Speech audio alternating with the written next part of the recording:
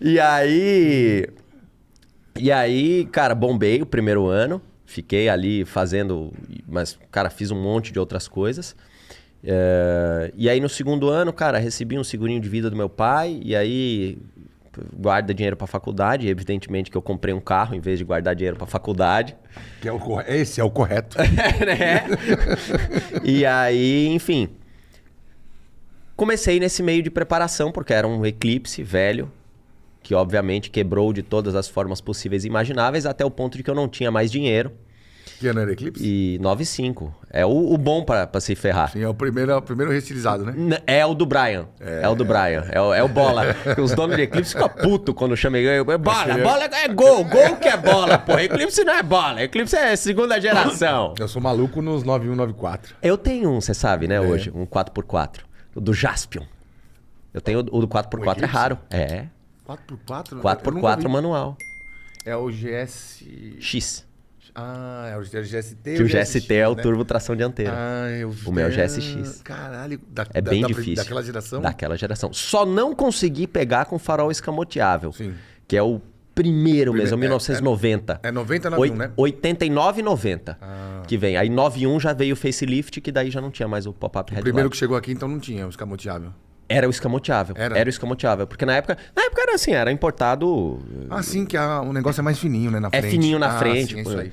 Mas aí o meu, ele não tem mais aquilo ali, mas ainda tem o cinto automático vem direto. ali. É legal pra caralho Senhora, aquilo. aquele volante emblemático também. É legal pra caralho. Nossa, aquele carro, eu olho até hoje. É que eu já tô mais velho, então parei um pouco de fazer essas merdas, né? Supremo, Opala, essas coisas. Mas até hoje eu olho e falo, meu, podia, né? Podia ser menos problemático. Porque, meu, vira e mexe, tem uns caras andando com esses carros aí. 93, eu ando no meu. 92, 93. Ando no meu, acabei de reformar todo o carro, comprei paralama original, mandei pintar o carro inteiro. É um tesãozinho, né? Cara, saída dele boa. Mas era 107 segundos esse carro, pô. Eu medi hoje. Tá pra baixo de 5. Mas porque você preparou.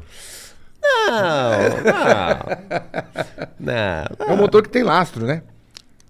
A verdade seja dita que naquela época, esse powertrain, ele não era do Eclipse, né? O Eclipse, ele não é um carro nem sequer japonês. Ele é um carro americano, né? Feito pela... Foi uma joint venture lá da Mitsubishi com a Chrysler na época para entrar no mercado americano. Chama DSM, né? Diamond Star Motors. E aí eles fizeram um carro para o mercado americano, que é aquele desenho ali, aquele design, e pegaram o powertrain do Evo. Na época, o Evo 3, tá? E no meu caso, da minha, é o câmbio e o motor do Evo 3. De atração, né? Sim, com 4x4 tudo mais. Então é literalmente um Evo 3. E aí ele tem aquela bolha no capô, porque depois de feito o desenho do carro que ficou animal do caralho e tal, pô, futurista, muito pra frente do tempo, se deram conta de que o motor foi feito pra um sedã e não para um coupé. E aí, o comando de válvula não cabia se o capô fosse chapado. Daí eles botaram aquela bolha. Porque para a lama do Lancer é bem mais largo, mais alto, né? E o do Eclipse é o assim. Pé direito, assim, do cofre do motor era muito mais alto, cara. Era muito mais alto. Porra, eu não li essa história em nenhum lugar. Pois é. Do caralho, meu. Animal, né? E o carro, foda. Bom, mas enfim. Quebrou mais do que... Quebrou tudo a bolsa. Mais. E aí eu tive que ir arrumar emprego, né? E foi aí onde eu comecei a entrar no meu... Começou a minha carreira profissional. Tava no segundo ano de faculdade, mas ainda cursando as matérias do primeiro enroscado. Quem faz engenharia me entende. Gabriel, como é que tá aí o... Refil aí? Como é que tá o Lipton? Pode trazer mais, o chá mate. Quando puder, Refil põe ali. 2 pedrinhas de gelo pro menino e 4 pra mim. E aí, resumindo, tive que arrumar um emprego para tentar ainda sustentar o carro, entrei na Volks. Na verdade, não numa Volks, numa empresa terceirizada de engenharia da Volks, tá? Na época era a Sencom. Hoje eu acho que foi absorvida pela Idiada. Mas é tipo como tinha outras empresas... Enfim, fugiu o nome agora, EDAG e tal. Esse pessoal que fica dentro da engenharia das montadoras. Sim. E aí eu fui lá, entrei como estagiário e no primeiro mês me efetivaram. Já como funcionário. Devia mandar mal já, né? Cara, é porque eu desenhava bem pra caramba. Pra um cara de primeiro ano, eu já sabia fazia tudo. E sabia ainda fazer... Deixa eu só ver aqui, peraí. Peraí que isso aqui não se desperdiça.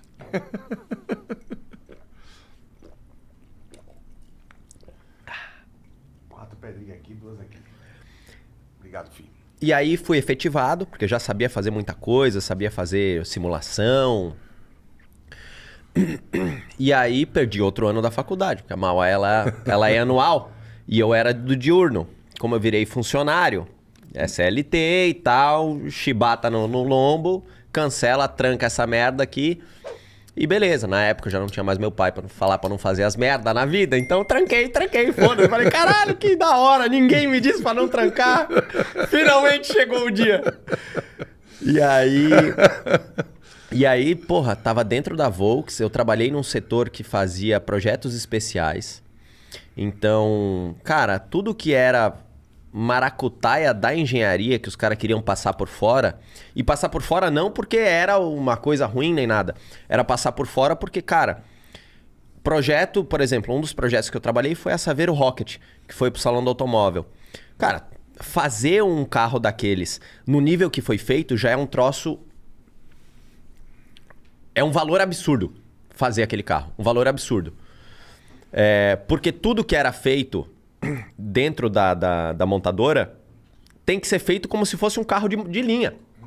Então todas as peças do carro tinham part number, todas tinham desenvolvimento, todas tinham desenhos técnicos de todos os tipos, de todos os estudos, de tudo. Como se fosse um carro para venda. Só que a única coisa que passava o bypass daquilo ali era custo. Porque não importava o custo que fosse. Porque era um carro para evento. Sim, certo? Show car, né? Era um show car. Então, cara, a gente tinha, cara, cheque em branco para conseguir fazer o que a gente quisesse. Botava o valor lá no cheque e aprovava direto lá no negócio, fazia um bypass em todo mundo. E aí fazia engenharia e desenho, design. E aí eu fiz aquilo ali, porra, a gente pegou uma Saveiro, botou um motor 1.4 TSI que não tinha no Brasil, botamos um câmbio de 6 marchas que não tinha no Brasil. Hoje tem, porque tem um Golf ali, né? Mas não na Saveiro. Na Saveiro. Não na Saveiro. Essa plataforma não vai. Mas na época nem no Golf tinha. Né? Aqui o nosso GTI, que era o GTI da época, era 1.8, 16, o 20 válvula lá, né? Turbo. Né? Então, foi uma coisa que pra gente ali, cara, foi um sonho. Claro. Eu tava fazendo carro. Irmão, e nem formado eu era. Nem faculdade você tava fazendo. Tem mais essa. Aí eu falei assim, cara, eu tô tipo... Eu virei um... Cara, entrei dentro de um foguete do Elon Musk e tô no espaço.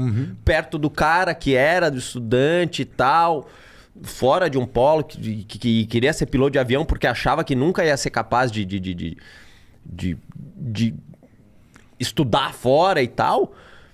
Foi um troço assim louco. E aí, cara, caí pra dentro. Cara, fiz projeto, entrei, tentei melhorar. O que mais você fez além da Rocket? Cara, eu fiz Rocket, eu fiz para-choque dianteiro, mais precisamente conjunto visual ali Essa Rocket foi até no BGT, né? Foi.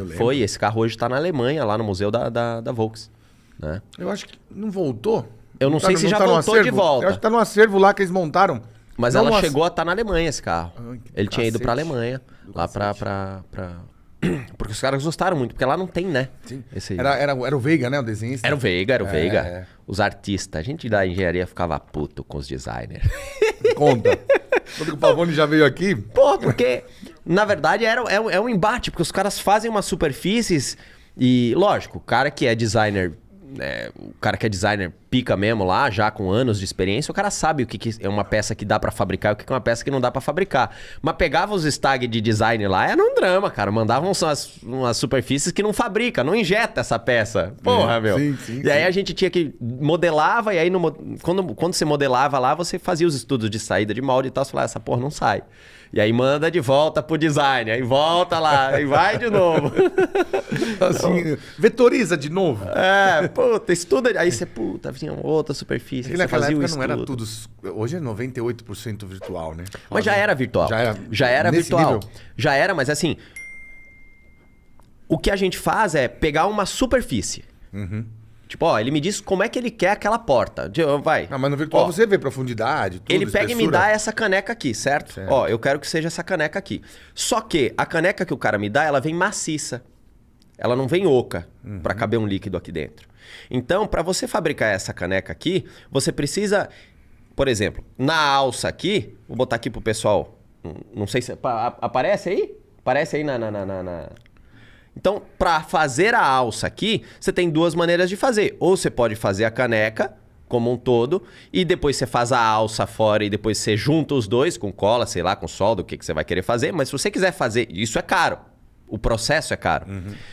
Poder fazer um ferramental para fazer de um tiro só essa caneca, já vira um negócio mais legal. Aí você vai pegar um estudo de você vir um molde por aqui, fechar o negócio, uma janela, uma gaveta por aqui, e aí você injeta o material e tira. Mas para isso você precisa garantir que a ferramenta entra e sai, essa de cima entra e sai. E aí às vezes era uma superfície que não dava para fabricar a peça, né?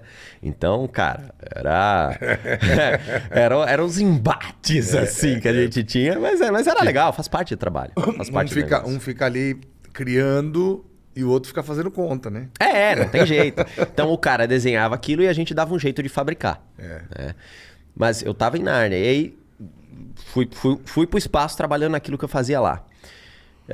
Aprendi muito, foi muito animal. E aí depois eu acabei entrando numa outra parte, mais do business mesmo, que não era tanto de modelar, não era tanto de criar, que era uma coisa que eu gostava. A parte de criatividade sempre foi um troço legal, né? Você já desenhava, você já criava, já fazia... E eu gostava de criar, eu não gostava de... otimiza isso aqui. Eu falei, não, cara. Agora assim, dá um jeito de bolar um mecanismo que faz... Isso era animal pra mim, cara. E na Rocket, pra mim, foi muito louco, porque eles falaram assim, ó... A premissa era, a gente quer pegar um farol de milha, e o farol de milha, quando você abrir a porta, ele tem que iluminar. Imagina, o carro tá de frente aqui pro pessoal, ele tem que iluminar... Troca a tela aí, 60... filho. Não, tá... Não. Aqui? Tem que tá vermelho aqui. Põe vermelho aqui. Tá lá. Isso. Então... é verdade. Eu tenho que olhar pro vermelho. É que eu não tô vermelho. acostumado. A Globo eu nunca fui na Globo, cara. Então, a frente do carro tá aqui. Eu tinha que iluminar 30 graus pra frente e 60 graus pra trás. Com farol de neblina. Com um farol de milha. E não podiam ver a luz. Não podia ter um farol aparente. Tá.